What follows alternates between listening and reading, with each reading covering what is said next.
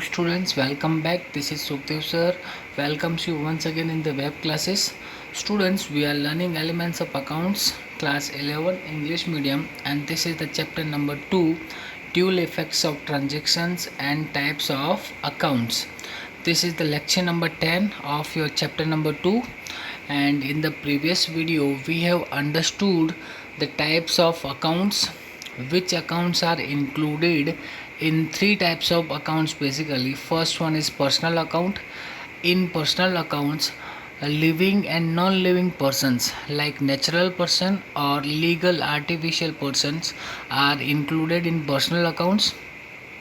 In the real account, which is your second type of accounts, in real accounts there are two types of accounts. First one is goods account and the second one is assets accounts. All the goods accounts are included in the real accounts, and all the assets, intangible asset whether it is intangible asset, all are included in real accounts. And the third type was nominal account. In nominal accounts there were two types: expense based accounts and income based accounts. All the expenses are covered in expense based, which is nominal account, and all the incomes are included in the income based accounts, which is a type of nominal account. We have understood all the three types of accounts, and we have done two illustration based on types of accounts and classified all the accounts. Clear? Today we are going to do a new illustration which is based on special accounts, which are really very confusing. Let's get our confusion clear. Let's continue with the new illustration. Students, this is illustration number 6. Transactions in reference to expenses and types of accounts. Expenses से related है, इनका जो reference है वो expenses से related है. ऐसा confusion क्यों क्रिएट हो रहा है? एक्चुअली में कुछ एक्सपेंसेस ऐसे होते हैं जो ऑलरेडी मतलब जो हमको पे करने होते हैं, रेगुलरली रूटीन हम पेमेंट करते हैं, बराबर. तो उसको हम एज ए एक्सपेंस कंसिडर कर सकते हैं. कभी कभार होता है outstanding expenses which are to be paid in future. ऐसे एक्सपेंसेस के अकाउंट भी होते हैं जो हमको फ्यूचर में पे करने होते हैं, तो वो कौन से अकाउंट में आएगा? कभी कभार पेड इन एडवांस, ऑलरेडी हमने उनको पेमेंट कर दिया होता है, तो इस टाइप के एक्सपेंस भी होते हैं. तो वैसे ही इनकम में है, इनकम रिसीव्ड, इनकम रिसीव हो चुकी है, इनकम रिसीवेबल फ्यूचर में रिसीव होने वाली हो, या फिर रिसीव्ड इन एडवांस. तो इस टाइप के अकाउंट्स है जिसकी वजह से कन्फ्यूज़न क्रिएट होता है, तो उसको हम इस इलस्ट्रेशन से क्लियर कर देंगे. तो स्टूडेंट्स, अगर मैं आपको बताऊं तो आउटस्टैंडिंग एक्सपेंस हो, outstanding expense means it's a liability, और लाइबिलिटी जो है पर्सन बेस्ड होती है. लाइबिलिटी आपको किसी न किसी के पास से रिसीवेबल होती है, किसी न किसी के पास से पेबल होती है. आपको पेमेंट करना रहता है तो किसी न किसी पर्सन को पे करोगे आप, वो भले नेचुरल हो या लीगल आर्टिफिशियल पर्सन हो, बराबर. तो लाइबिलिटी होगी, that means it is a personal account, बराबर. और अगर आपने एडवांस पे कर दिया है तो किसी न किसी पर्सन को ही किया होगा. आउटस्टैंडिंग एक्सपेंस हो या पेड इन एडवांस एक्सपेंस हो, वो दोनों के दोनों किस में आएगा? पर्सनल अकाउंट में आएगा. ठीक है, तो चलिए हम थोड़ा सा क्लियर कर देते हैं इसको. सबसे पहले नंबर पे आता है salary. Let's start with the salary. अब देखो, सिर्फ सैलरी दी होगी तो वो नॉमिनल अकाउंट है, क्योंकि it is expense. Salary outstanding, personal account क्यों? It is liability. Outstanding means ये लाइबिलिटी हुई. सैलरी पेड इन एडवांस, ये भी पर्सनल अकाउंट में आएगा. इट इज़ रिसीवेबल, फ्यूचर में ये रिसीव होने वाला है, इट इज़ रिसीवेबल है, तो किसी न किसी पर्सन के पास से रिसीव होगा, that means it is personal account. ठीक है. रेंट पेड, वैसे सैलरी पेड वैसे रेंट पेड, तो नॉमिनल अकाउंट है. रेंट आउटस्टैंडिंग तो पर्सनल अकाउंट है. रेंट पेड इन एडवांस तो इट इज़ रिसीवेबल, तो पर्सनल अकाउंट में आएगा. ठीक है. नेक्स्ट है, सेम टू सेम दिया है. कमीशन पेड एक्सपेंस है, कमीशन आउटस्टैंडिंग लाइबिलिटी है, commission paid in advance receivable है. पेड इन एडवांस, अगर आपने एडवांस में पे कर दिया मीन्स जब आपको पे करना रहेगा उस टाइम पे आपको पेमेंट करना नहीं है, बराबर. तो काइंड ऑफ आपका प्रॉफिट बोल सकते हो उसको, रिसीवेबल है फ्यूचर में। ब्रोकरेज पेड, तो it is an expense. Brokerage outstanding, liability. Brokerage paid in advance, it is receivable. ठीक है, सारे के सारे एक्सपेंसेस ही है, सभी में एक ही टाइप के एक ही टाइप का सेंस लगा है, एक ही टाइप का लॉजिक लगा है, तो उसी तरह से आपको इसको अंडरस्टैंड करना है। ठीक है स्टूडेंट्स, तो ये ब्रोकरेज का मतलब तो आप समझ गए होंगे। ब्रोकरेज का मतलब होता है दलाली बोल सकते हैं जिसको, कमीशन, काइंड ऑफ कमीशन बोलते हैं। ठीक है, आगे देखते हैं क्या दिया हुआ है इसमें। देखो यहाँ नोट करके दिया हुआ है, note some transactions of business can be expense and income. Rent paid, rent received. Commission paid, commission received. Brokerage paid, brokerage received. Discount allowed, discount received, etcetera are the illustration for this. तो ये ऐसे हैं जिसकी वजह से हमको income भी हो सकती है और जिसकी वजह से हमको एक्सपेंस भी हो सकता है। ब्रोकरेज मिलता भी है, ब्रोकरेज पेमेंट भी करना पड़ता है। इंटरेस्ट मिलता भी है, इंटरेस्ट देना भी पड़ता है। कमीशन मिलता भी है, इंटरेस्ट और कमीशन हमको पेमेंट भी करना पड़ता है, बराबर। तो इनकम भी हो सकती है और एक्सपेंस भी हो सकता है। तो देखो नीचे क्या दिया हुआ है, ये इनको अच्छे से एक्सप्लेन किया है, बराबर, टाइप्स ऑफ अकाउंट के साथ। ये आपको अच्छी तरह से इसको right and learn by heart कर लेना है। ये क्या लिखा है, एक मेन चीज़ है, खास करके आपके लिए लिखा हुआ है, ध्यान से समझना है इसको। मैं एक दूसरे कलर से और राउंड कर देता हूँ ताकि आपको लगे कि सच में ये कुछ इम्पोर्टेंट थिंग है। Students should undertake frequent exercise for the above mentioned transactions. Due to frequent exercise, the fundamental rules and principles can be easily understood. मैंने आपको एक बार एक्सप्लेन कर दिया, किसी ने भी आपको एक्सप्लेन किया होगा तो फर्स्ट टाइम में ये नहीं आता है, इसको बार बार इसकी एक्सरसाइज आपको प्रैक्टिस करते रहना है, बराबर। इससे रिलेटेड जो भी अकाउंट्स है इनका क्लासिफिकेशन करना बहुत ही ज़रूरी है, बहुत ही इम्पोर्टेंट है। It is very important to classify the accounts.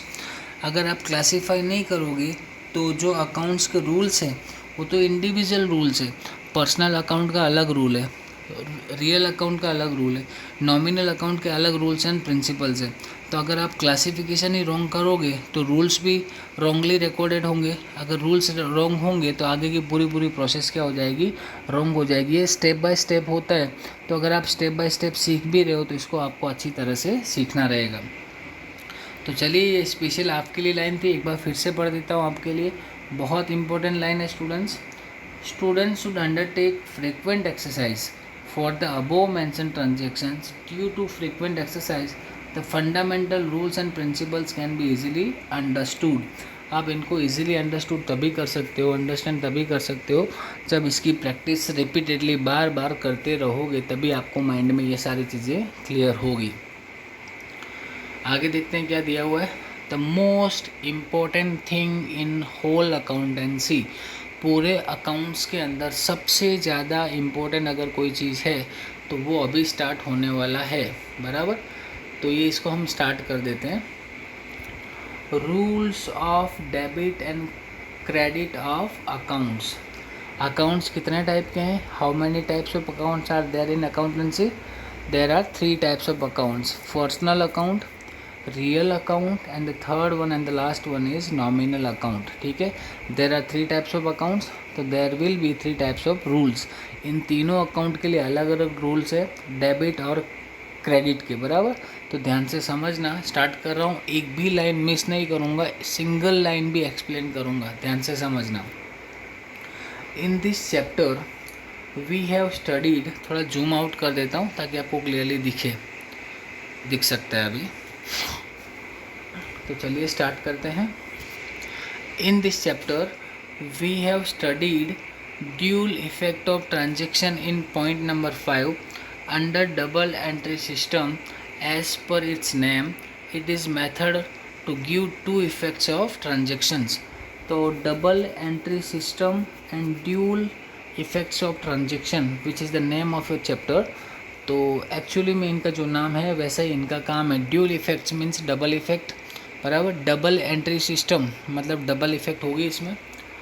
While giving two fold effect, it may effect 2 और more than 2 accounts. Transaction of business is also made between 2 parties. 2 party transaction अगर आप किसी के साथ करते हो, there must be an another person, दूसरा person होना ज़रूरी। आप अकेले खुद के साथ ट्रांजेक्शन नहीं कर सकते, there must be third party, third party होनी ज़रूरी है, तभी बिजनेस ट्रांजेक्शन पॉसिबल है।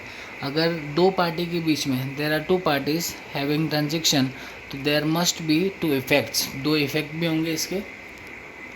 We have acquired information of dual effect in the form of first and second effect. First effect means debit effect of transaction. Second effect means credit effect of transaction. Dual effects में आपको यही बताया था, first effect and second effect, और account को identify करना बताया था और क्लासीफाई करना हम सीख चुके हैं, बराबर। तो first effect means debit effect and second effect means credit effect. From the above presentation, it can be said that the dual effect of transaction means first debit effect, second credit effect.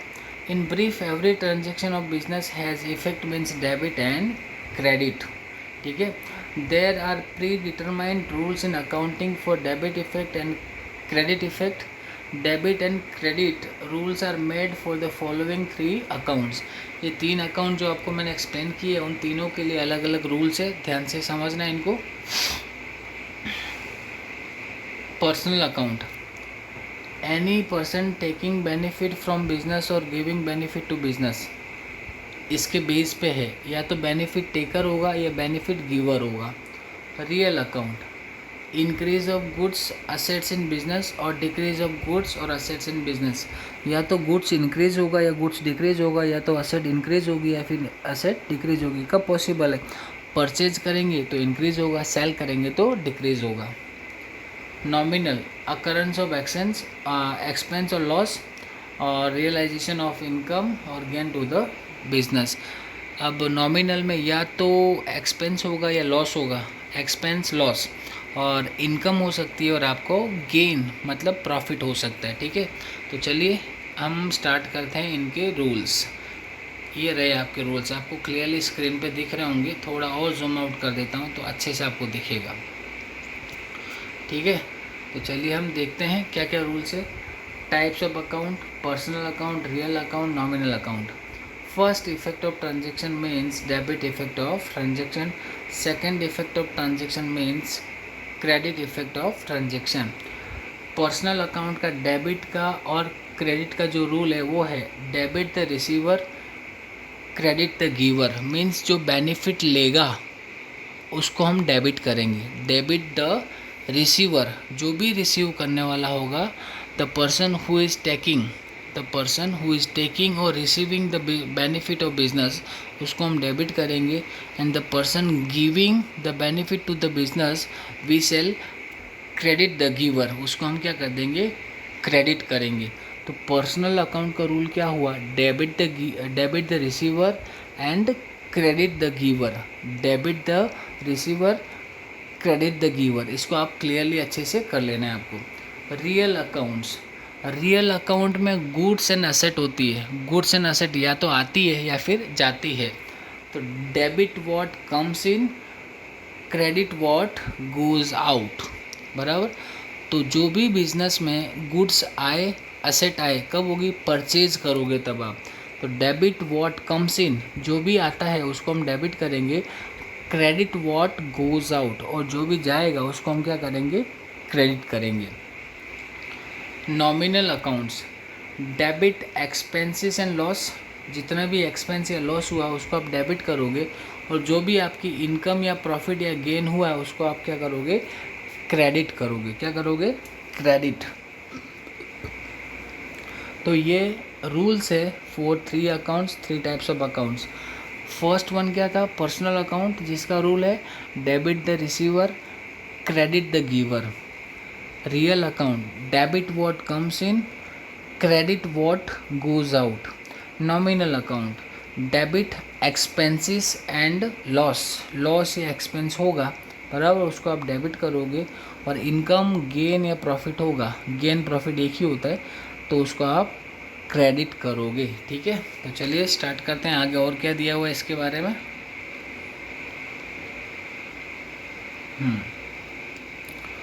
Personal accounts, Two types of persons are included in personal account. First one is natural person, legal artificial person. Business undertakes transaction with the persons who takes benefit from the business or gives benefit to the business. कोई भी person हो, artificial हो या natural person हो, या तो वो benefit लेगा या फिर बेनिफिट देगा. Rule of personal account. Debit the receiver, credit the giver. ये रूल है, इसी रूल के बेस पे ट्रांजेक्शन है, ध्यान से समझना. If person has taken the benefit of business, debit his account. If person has given benefit to the business, credit his this account. In brief, debit the receiver account, credit the giver account. Let us understand this matter with the following illustration. One by one करके जितने rules है सबके अलग अलग illustration है, ध्यान से समझना, अच्छे से समझ में आपको क्लियरली आ जाएगा. Illustration number 7. Goods sold worth ₹20,000 sold to Jayshree. हमने सेल किया है, तो सेल किया तो किसी न किसी पर्सन को सेल किया होगा, जयश्री को किया है. तो जयश्री को अगर गुड्स हमने सेल किया है तो जयश्री गुड्स को ले रही है या गुड्स को दे रही है. हम किसी को सेल कर रहे हैं, जयश्री को हमने सेल किया है. यहाँ ऐसा लिखा नहीं कि हमने सेल किया है, तो आपको यही समझना है, you are the owner of the business. Business के ऑनर हो, आप ही अकाउंट लिखते हो, सब कुछ. अकाउंटेंट भी आप हो, ऑडिटर भी हो, सीए भी हो, सीए बन चुके हो समझ लो. तो आप कोई भी ट्रांजेक्शन कर रहे हो means you are doing the transaction, आप खुद ट्रांजेक्शन कर रहे हो. Good sold worth ₹20,000 to Jayshree. Jayshree को आपने सोल्ड किया है, बराबर. तो Jayshree is the benefit taker. Jayshree is taking the benefit of the business. Business का बेनिफिट ले रही है means she is the receiver. Receiver में क्या है, debit the receiver, credit the giver, बराबर. तो देखते हैं बाद में क्या है. आपको ये तो क्लियर हो गया, इसमें जयश्री जो है रिसीवर है या फिर गिवर है. तो रिसीवर हुई. Number 2, 10,000 deposited with bank of Baroda. ₹10,000 deposited with bank of Baroda. आपके अकाउंट में या फिर आपके पास 10,000 थे और आपने जाकर बैंक ऑफ बड़ौदा में डिपॉजिट करवा दिए. तो पैसे किसने लिए, bank of Baroda. Natural person नहीं है लेकिन लीगल आर्टिफिशियल पर्सन है. The bank is taking the advantage of business. तो सी इज़ रिसीवर, बराबर, क्लियर है. तो रिसीवर को हम क्या करेंगे, डेबिट करते हैं. थर्ड, 30,000 पेड टू भूमिका. भूमिका को हमने 30,000 पे किया है, तो भूमिका ने लिया है पैसा. सी इज़ द टेकर, बराबर, C is the receiver. Rent receivable from Shilpa ₹2,000. Rent receivable from Shilpa. तो यहाँ से थोड़ा अलग होता है. तो फर्स्ट के 3 हम देख लेते हैं क्या क्या है. देखो फर्स्ट के 3 में यहाँ क्लियरली लिखा है, for above mention transaction number 1 to 4 all persons have taken benefit from business, thus their accounts will be debited while. तो शुरुआत के 4 ट्रांजेक्शन हैं, बराबर. तो फोर्थ वाला हमारा बाकी, वो भी क्लियर कर लेते हैं कि किस तरह से वो रिसीवर हुई. Rent receivable from Shilpa ₹2,000. Shilpa से हमको रेंट लेना है फ्यूचर में, लेकिन अभी तो शिल्पा जो उसका बेनिफिट ले रही है ना, उसने सर्विस बिजनेस की ली, बिजनेस की सर्विस ली है उसने, बराबर. तो सी इज़ द रिसीवर. देख लो क्लियरली क्या दिया हुआ है यहाँ पर एक्सप्लेनेशन में. First, good sold to Jayshree 20,000. Jayshree is benefit receiver, her account will be debited. 10,000 deposit in Bank of Baroda. Bank is benefit receiver, its account will be debited. 30,000 paid to Bhumika. Bhumika is benefit receiver, her account will be debited. Shilpa has taken service from business, her account will be debited. तो चारों के 4 जो है receiver है, इसलिए सभी का account हमने क्या कर दिया, डेबिट कर दिया. 5th नंबर से देखते हैं. Goods worth ₹20,000 purchased from Jayshree. आपने परचेज किया मीन्स यू आर. देखो, goods worth ₹20,000 purchased from Jayshree. Jayshree से आपने परचेज किया, तो जयश्री ने माल दिया है कि लिया है, सी इज़ द गिवर. उन्होंने दिया है means credit the giver. Debit आप रिसीवर को करते हो तो गिवर को क्या करोगे, क्रेडिट करोगे. क्या करोगे, क्रेडिट करोगे. 10,000 withdrawn from bank of Baroda, bank of Baroda में से आपने 10,000 निकाल लिए, तो बैंक ने लिया कि दिया, बैंक देने वाली, बैंक गिवर, तो credit the giver. 30,000 received from Bhumika, Bhumika से आपको 30,000 मिला है, means Bhumika is the giver, so her account will be credited. Rent payable to Shilpa ₹2,000, Shilpa को रेंट पे करना है, तो पे करने का काम तब होगा जब आप उससे किसी भी टाइप का बेनिफिट लोगे, आपने सर्विस का बेनिफिट लिया है, बराबर, तो इसलिए वो पेएबल है, तो आपको बेनिफिट टेकर हो, बेनिफिट रिसीवर हो। क्या बोला यहाँ पर, rent payable to Shilpa ₹2,000, Shilpa कौन हुई, तो हमको पर्सन देखना है कि शिल्पा जो है बेनिफिट ले रही है, बेनिफिट दे रही है, तो शिल्पा ने हमको बेनिफिट दिया है, शिल्पा की सर्विसेज का हमने बेनिफिट लिया है, बराबर, तो शिल्पा गिवर हुई, शिल्पा गिवर हुई, इसलिए उसके अकाउंट को हम क्या करेंगे, क्रेडिट करेंगे। तो चलिए देखते हैं क्या दिया हुआ है। 5th नंबर से बाकी था, goods worth ₹20,000 purchased from Jayshree, तो Jayshree is benefit giver, her account will be credited. 10,000 withdrawn from bank of Baroda, bank is benefit giver, बराबर। 10,000 received from Bhumika, benefit giver. Business has taken profit of service of Shilpa, her account will be credited, आपने शिल्पा की services ली है, means Shilpa giver हुई, तो उसका account हम क्या करेंगे, क्रेडिट कर देंगे, बराबर, ठीक है। तो ये हो गए पर्सनल अकाउंट्स। अब हम देखते हैं रियल अकाउंट्स, रियल अकाउंट से स्टार्ट करते हैं, बराबर, तो चलिए स्टार्ट कर देते हैं। Real accounts, real accounts also can be categorized into 2 categories, goods account, assets accounts, बराबर। Transaction take place pertaining to goods and assets, either goods or an asset comes in और goods और asset goes out, या तो goods या asset आएगा या फिर goods या asset जाएगा। तो रूल क्या बोलता है, debit what comes in, credit what goes out। तो चलिए देखते हैं, इसका रूल ये रहा, debit what comes in, credit what goes out। Rule में देख लेते हैं, बराबर, ध्यान से समझना। Goods of ₹20,000 purchased from Rohini, बराबर, गुड्स ऑफ ₹20,000 परचेज्ड, परचेज किया है आपने, तो गुड्स आया कि गया, आया, मीन्स डेबिट करोगे, किसको करोगे, परचेज अकाउंट को। सेकेंड नंबर पे, goods of ₹8,000 purchased from Salma on case, जैसे भी किया हो आपने परचेज, बराबर, लेकिन आपके पास में गुड्स क्या है, इंक्रीज़ हुआ है, गुड्स आया है, तो अगर आप परचेज करते हो तो परचेज अकाउंट को आप क्या करोगे, डेबिट करोगे। फर्नीचर ऑफ ₹10,000 परचेज्ड, आपने गुड्स परचेज नहीं किया, आपने फर्नीचर परचेज किया, तो इंक्रीज इन असेट, असेट में आपको इंक्रीज हुआ तो आया ना बिजनेस में, तो डेबिट करेंगे। मशीन ऑफ ₹20,000 परचेज्ड, परचेज है यहाँ पर, तो मशीन भी आई है, तो इसको आप क्या करोगे, डेबिट करोगे। Goods of ₹20,000 sold to Rohini, आपने सेल किया है, तो गुड्स जा रहा है, तो स्टार्टिंग के 4 देख लेते हैं पहले, यहाँ क्लियरली लिखा हुआ है, in real account for transaction the goods asset is at centre, goods and asset, real account में क्या होता है, गुड्स और असेट को देखना होता है, आ रहा है कि जा रहा है।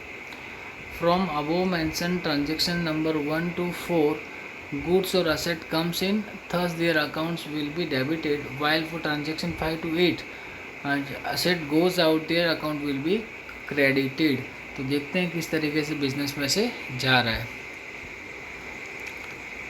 5th नंबर, सोल्ड मीन्स जा रहा है, गुड्स ऑफ 8,000 सोल्ड जा रहा है, ओल्ड फर्नीचर सोल्ड जा रहा है, मशीन ऑफ ₹20,000 सोल्ड, सभी के अंदर सोल्ड सोल्ड सोल्ड सोल्ड दिया हो, मतलब गुड्स हो या असेट हो या केस हो, बराबर, जा रही है, निकल रही है, अगर आती है तो डेबिट करेंगे और जाती है तो क्रेडिट करेंगे।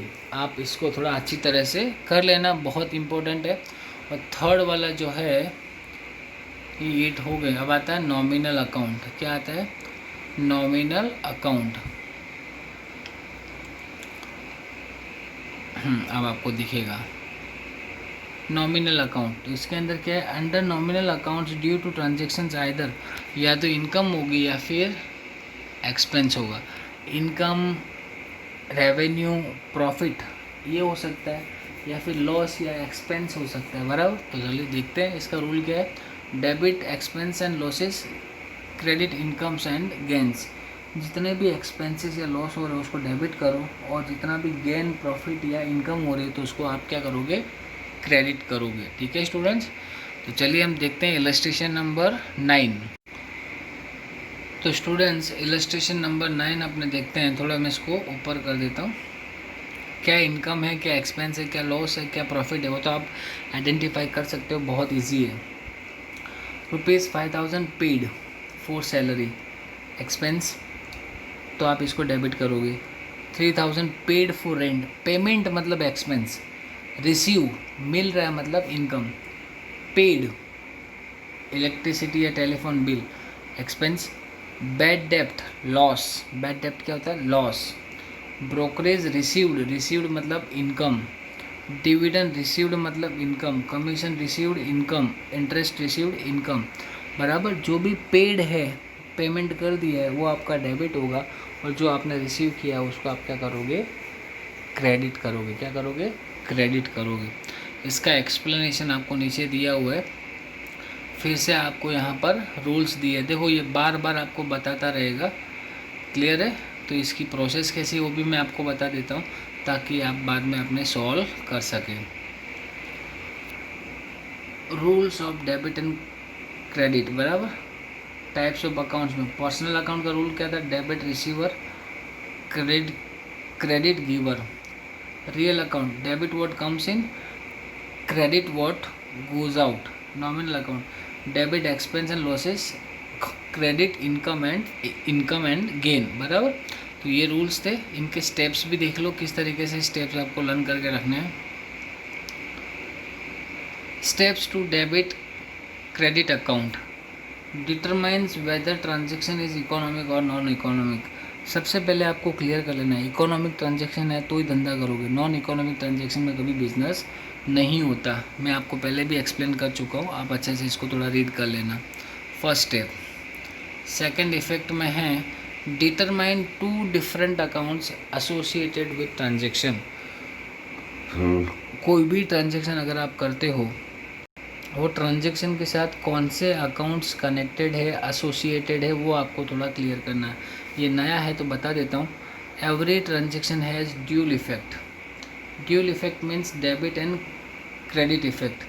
Determine which account has debit effect, which has credit effect. On that basis both the accounts will be determined. On the basis of above mentioned table, first determine debit effect, subsequently determine credit effect. In this context let us undertake study of the following illustration. ये illustration जो मैं है आपको next video में करवाऊँगा। Students अभी का जो chapter चल रहा है बहुत इम्पोर्टेंट है। इस चैप्टर की स्टार्टिंग से आपको अच्छे से ध्यान देना है, सारी टर्मिनोलॉजी इसको क्लियर कर लेना है। चैप्टर 2 में आते हो, बराबर, तो उसमें आपको टाइप्स ऑफ अकाउंट्स को क्लियर करना है, डेबिट और क्रेडिट, बराबर, उसके रूल्स को लर्न कर लेना है। डेबिट ट्रांजेक्शन क्रेडिट ट्रांजेक्शन है या कैश ट्रांजेक्शन है वो भी आपको आइडेंटिफाई करना रहेगा, बराबर। तो इस तरीके से आप इस चैप्टर से आगे काफ़ी अच्छा सीख सकते हो। ठीक है स्टूडेंट्स, तो आज के लिए हम इतने ही रखते हैं। See you in the next video. Till then take very good care of your self, stay home, stay safe. मिलते हैं इन द नेक्स्ट वीडियो।